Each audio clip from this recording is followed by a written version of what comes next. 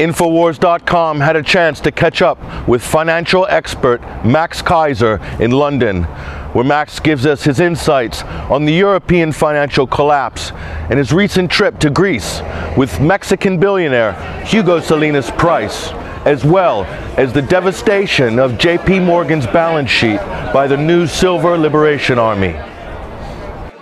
Well, it's great to be in London because, you know, all these global financial crimes usually go through London. It's the least regulated banking center in the world. So AIG, Lehman Brothers, MF Global, Madoff all went through London. So this audience is key because it's right here in their neighborhood that all these crimes are taking place. So I think once we get these people in London to understand the enemy lurking within, that's a major step forward. Here's something in the UK press. Short of cash for lunch? How about a toast sandwich? The austerity sandwich, which scientists have acclaimed as the cheapest lunch in Britain, consists of 2 slices of bread surrounding a filling of another slice of bread. Well, the Queen's Diamond Jubilee here in London, it's a spectacular event. It's great for the kids. We're very fortunate to be here during the Queen's Jubilee. Very exciting. And of course, everyone's going branding crazy. If we just pick this up in Manchester, there might be some available. Here's the Queen, portrayed as a lizard. The lizard Queen. If there were any significance to come out of it, the Queen would announce a debt jubilee. She would say that she's going to work to have people in Athens and people in Ireland and people in her Commonwealth who are being subjected to financial repression get some relief with a debt jubilee. It's in her purview to do so. She's got the jewels. She's got the Buckingham Palace. She's got the megaphone. Okay, do something significant. I want to ask the question, why shouldn't there be a Queen's debt jubilee? There should be a Queen's debt jubilee because all these debts that have been put in place by these banks, you know. In Ireland, shamefully, Anglo-Irish Bank accumulated something like a, ungodly sum, €1 trillion or something like this in unsecured debits, and they're speculating in the markets, and they went bankrupt. And the government decides to back those deposits, and now is imposing austerity measures on the people of Ireland to basically bail out Anglo-Irish Bank. One bank. The Irish people are being scared into voting against their interests. Same thing. They have a gun pointed to their head. And the government is saying, if you don't vote for this destructive policy, then we're going to come to your house and steal your money.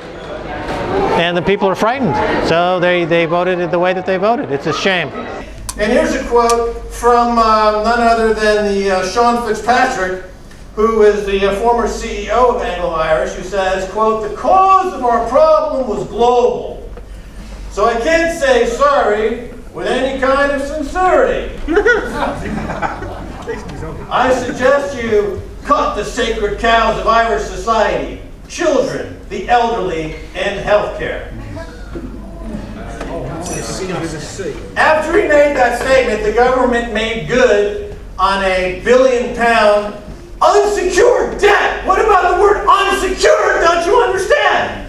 It's unsecured. The person who made that debt knew when they signed off on that debt that there was a probability that they wouldn't be getting paid back. So why is the government making good on an unsecured debt?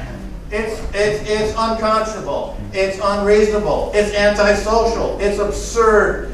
And you know, Iceland's faced with a similar situation of not being able to pay these debts, essentially declared a debt jubilee, and when asked, the president said, "Look, we don't have any money, but we'll be happy to pay you back in fish." So it got me thinking, the people of Ireland should make this Anglo-Irish debt good, paying back in butter. $1 billion or €1 billion full of butter. And of course the UK can always pay back with the Queen's pussy energy drink. Taste the monarchy. Do you know that up to two-thirds of the planet, that's all they earn is 3 grams of silver a day? That's right. Throughout history, people have worked for 1/10 of an ounce of silver as their daily wage. So imagine if you have 1,000 or 2,000 or 10,000 ounces of silver, or the appropriate number of grams, you've got your entire retirement package sorted. You're done. So you're ready to retire? Absolutely. Congratulations. All right, super. On the engagement. Thank you. Thank you so much. That's the enthusiasm that we're hearing around the world. The Silver Liberation Army. You know, first talked about on Alex Jones' show in November of last year, silver was at 25. It quickly ran up to 50, pulled back to the high 20s, still way, way above where we first talked about it, and heading toward $500 an ounce is the way I see the silver trading as the banks continue to collapse, as paper currencies continue to collapse. We are actually winning against Jamie Dimon because, ladies and gentlemen, back when they took over Bear Stearns, they inherited a 3 billion ounce silver short position, a naked silver short position. They sold billions of ounces of silver that don't even exist. And over the course of the last couple of years, they've been trying to trade their way out of this position, but it has exposed their balance sheet to their trillions and trillions of dollars of derivatives, of their phony derivatives, their phony accounting, and as we know, last week they just announced a just disclosed $2 billion loss. Jamie Dimon didn't see it coming. Oh my God! It must be an oversight issue. It's an egregious mistake. No, it's a predictable mistake. There are going to be more of these mistakes. Their balance sheet is woefully vulnerable. Hedge funds around the world are now attacking Jamie Dimon and JP Morgan the way they attacked Greece, the way they attacked Ireland, the way they're attacking Spain. So the hedge funds are now attacking one of their own. This $140 billion company market capitalization, it will go the way of Enron. It will go the way of WorldCom. It will go the way of Lehman Brothers and Bear Stearns. It's going to the big fat goose egg on that stock price of 0. And why is this important? It's important because these guys, these terrorists, these schmadas down there on Wall Street for the last 10 years, 15 years, 20 years have been effectively stealing our money.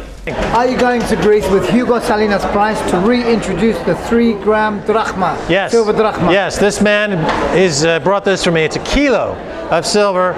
This means that Jamie Dimon, JP Morgan's balance sheet just got destroyed by 10 times, 100 times this amount. And the answer is yes. Cash money for silver.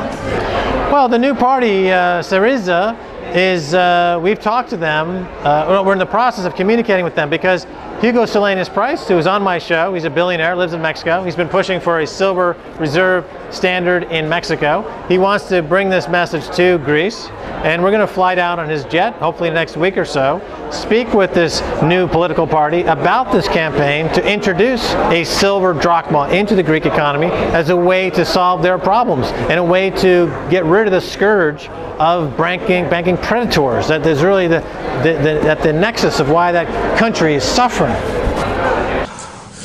What the good news is that the campaign to crash JP Morgan and buy silver has put me in touch with people like Hugo Salinas Price, who has another idea involving silver. It's a global idea. It's a way that's very important for the people in Greece to understand now, because this is something that can be embraced now, and it's an idea whose time has come.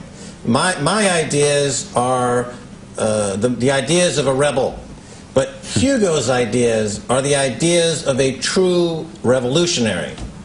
Why are you in Greece a week before the election? Do you have something to propose to the government? I do have something to propose. That could be a solution. Probably too late, but I do have something. It's never too late. It's never too late. If this election does not listen because of lack of time to what I have to say, maybe there will be a next election. And that is that Greece can have the best money in the world, better than the euro, by using parallel. I would suppose that Greece has to go back to the drachma, paper.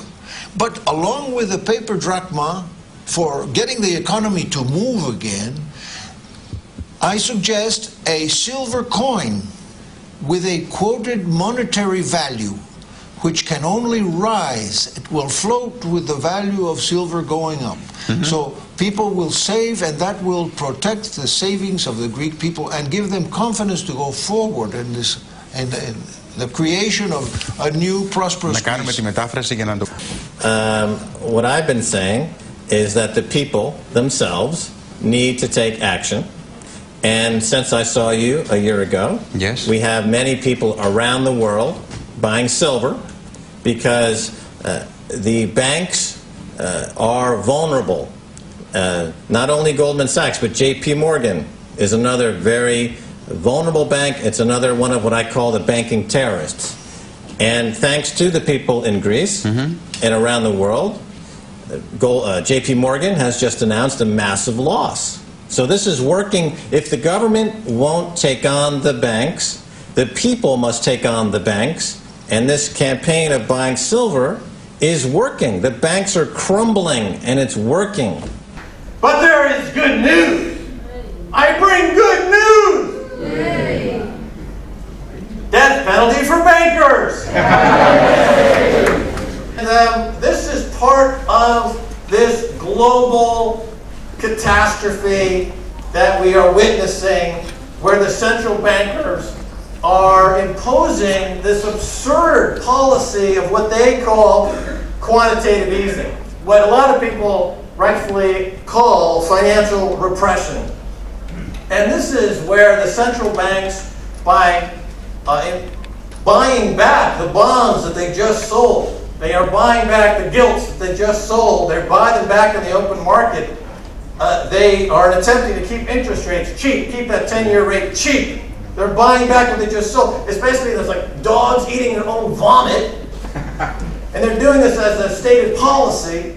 And they keep interest rates down there close to 0%. I think the Bank of England just either cut or is about to cut from half a point down to a quarter of a point. That is an artificially cheap rate that does not help the economy whatsoever, because it doesn't help in the creation of capital. People want capital is attracted to higher interest rates. Savings are attracted to higher interest rates. That's where capital goes. And you can't have capitalism without capital, and you can't have capital without savings, and you can't have savings without a reasonably high rate to attract savings. Their entire ideology, their entire economic outlook is flawed, and it's an ideology that comes from the collusion of the city and the Bank of England and this government to oppress you all and me financially. And it's erupting in places like Athens and Dublin and Cairo and Tunis in this global insurrection against this banker occupation. There is a global revolution afoot, and rightfully so, because we're being occupied by financial terrorists at the top, being enabled by this government and the US government and the European government and the people who run Greece, who are not even in the government. They're just technocrats that were parachuted in from Goldman Sachs. That's private equity, that's Wall Street, that's the financial holocaust. These people are no better than the people of the last holocaust. Yes. The fact that they're not being brought up in front of a financial war tribunal for financial holocaust crimes against humanity is a shame. It is outrageous.